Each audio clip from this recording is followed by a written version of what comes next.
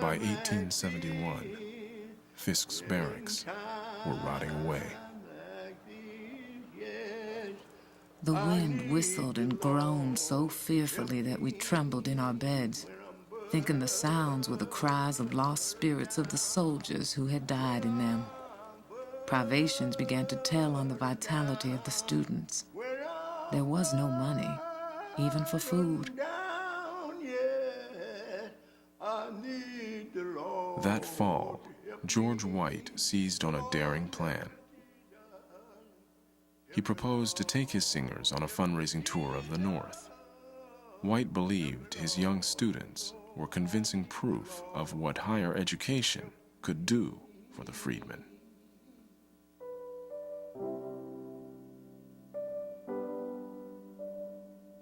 By October, White and Ella Shepherd had assembled and rehearsed their best singers.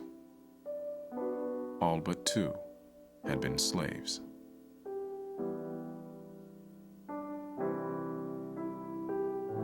Tenor Thomas Rutling, a former house slave, was almost expelled from Fisk for passing notes to female students.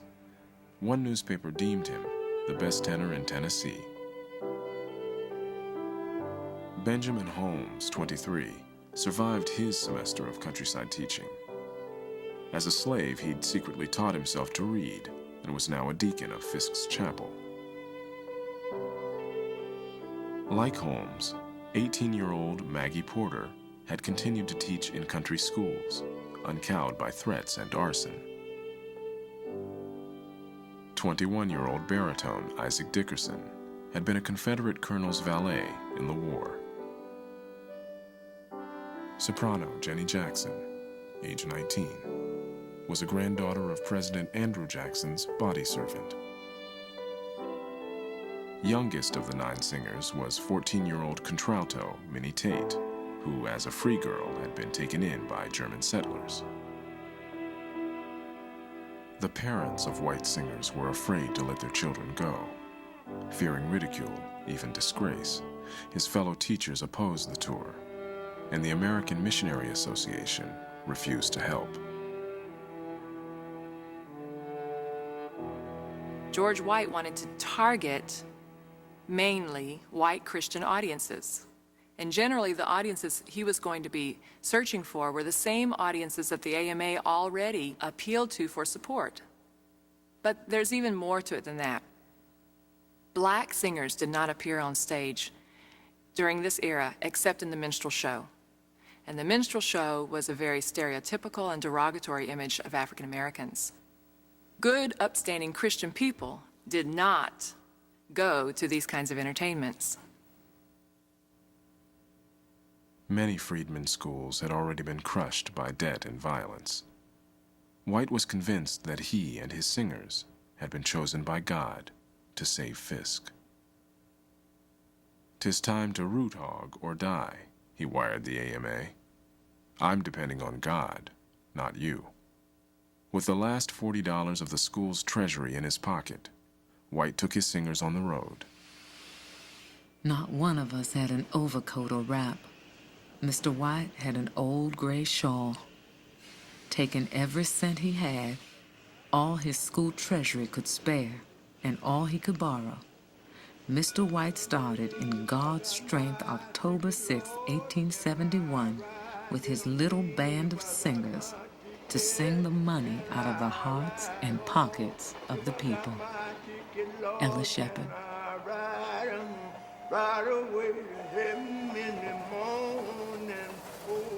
White's plan was to lead his singers north to perform along the old Underground Railway, starting in Cincinnati and following the network of abolitionist homes and churches that had once relayed escaped slaves to Canada.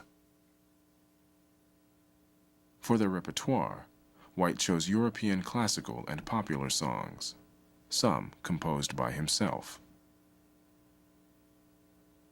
At their debut in Cincinnati, the audience received them warmly enough, but donated less than $50. The next day, news reached the singers of the Great Fire in Chicago. They gave all their money to the relief fund and left town empty-handed.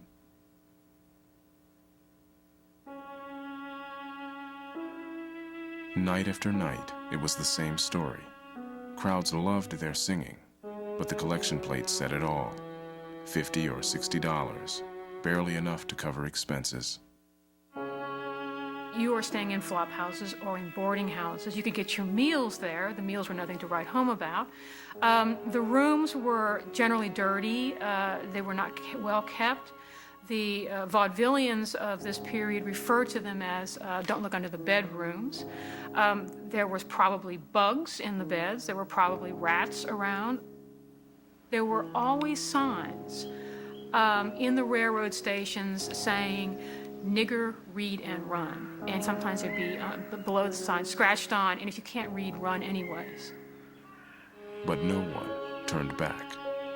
All we wanted, recalled soprano Maggie Porter, was for Fisk to stand. If the singers don't bring back some money, the school is going to fold. And so that the singers were having to sing at every opportunity. Sometimes they would sing in churches. They would sing for private parties. They would sing for teas. Sometimes they would ask them to stand on a busy thoroughfare. Many a time, our audiences in large halls were discouragingly slim. Our strength was failing under the ill treatment at hotels and on railroads, poorly attended concerts, and ridicule. Besides, we were too thinly clad for the increasing cold of a northern climate.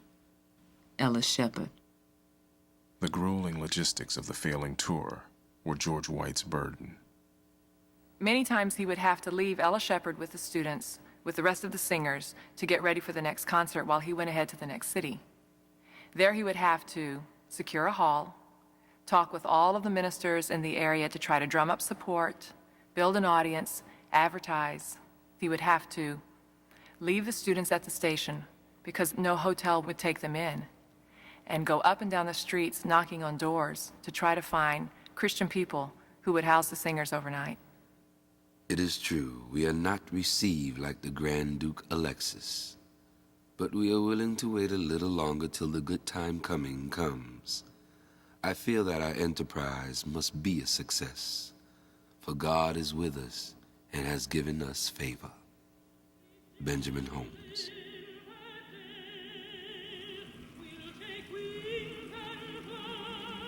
Week after week, performing with little rest, White and the singers endured rheumatism, coughing fits, bronchitis. Their clothes ran to rags. Sickly Ella Shepherd begged White to send her home, but White refused. He had begun to experiment with the singers' repertoire and now needed Shepherd more than ever. Initially, they would have maybe 17 numbers that were, quote, white man's music, and they would include some spirituals, often as encores.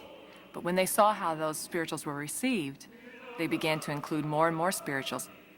They arranged them while they were on tour, and that responsibility fell to Ella Shepherd. So here's Ella Shepherd drilling the singers, arranging new melodies, teaching them, practicing the spirituals, all during the time that they're concertizing night after night after night. It's incredible.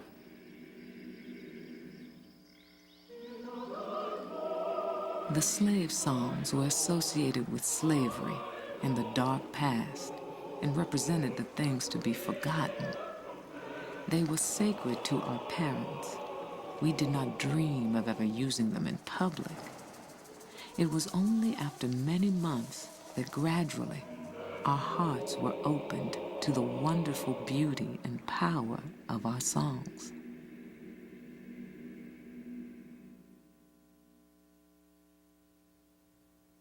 On the 16th of November, the weary singers arrived at Oberlin College in Ohio to sing before a national convention of influential ministers.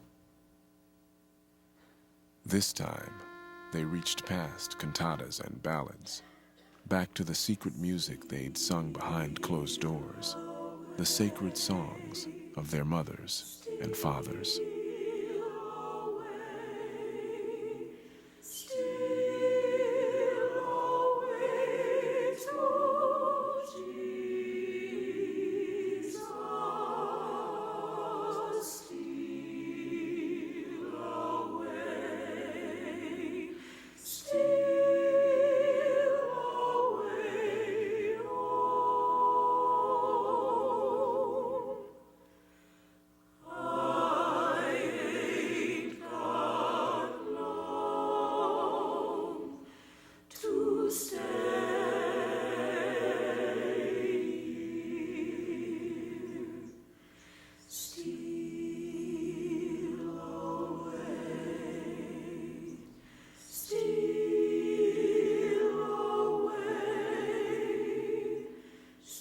they started singing Steal Away.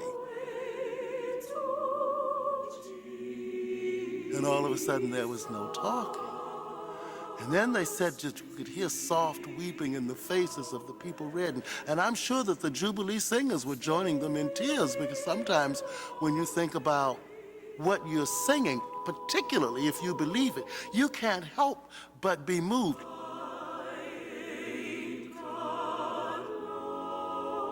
After their small triumph at Oberlin, word spread from congregation to congregation. Letters and telegrams flew ahead of them, urging other small-town churches to open their doors.